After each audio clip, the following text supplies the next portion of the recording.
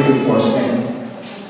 So, after 28 days, binubuhat na natin yan.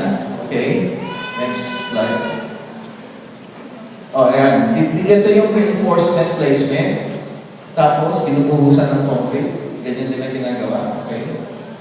Next. Then, it's being lifted. Ito yung idea na gagawin na natin nakatayo. Pag nakatayo kasi, mas less prone sa stress yung panels as it is being transported.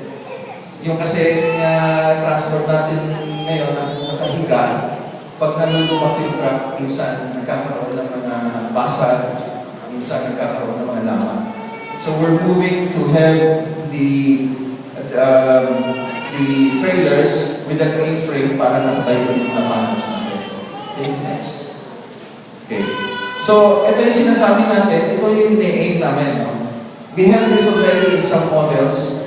We're aiming to have all the models similar in construction in terms of the precast. Ito yung sample na naitayo doon. Alam ko marami na rin nakapit.